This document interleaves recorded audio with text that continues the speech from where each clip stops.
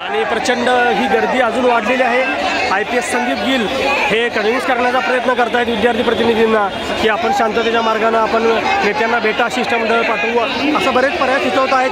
पण मुलं म्हणतायत की आम्हाला अधिकृत असं काहीतरी गव्हर्नमेंटकडनं किंवा आयोगाकडनं नोटिफिकेशन जागांबाबत, वाढीबाबत मिळाल्याशिवाय आम्ही इथं उठणार नाही।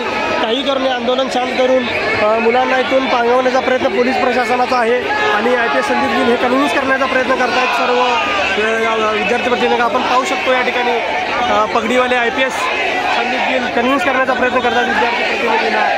पण आता बघूया नेमकं पुढं काय होते। आणि दुसरीकडे आपण पाहतो इकडे रुपाली ठोंबरे असतील, रोहित दादा असतील, आपली भूमिका मांडतायत। हे आंदोलन लवकर मागे घेतलं जाणार नाही, त्या जागा वाढल्या पाहिजेत। गोरगरीब जनतेच्या मुलांना, त्या शेतकऱ्याच्या मुलांना नोकरीची संधी मिळाली पाहिजे। तुटपुंजा चिल्लर छोट्याशा जागा काढून या मुलांना रोजगार मिळणार नाही। इतक्या जागा रिक्त असताना देखील का भरलं जात नाही। संदीप गिल आपण पाहतोय अगदी सर्वांना आंदोलकांना शांत करण्याचा प्रयत्न करतायत, आव्हान करतायत।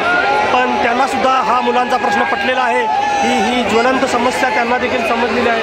हे आंदोलन आता इतक्या लगेच शांत होणार नाही, यासाठी शासनाने लवकर निर्णय घ्यायला हवा।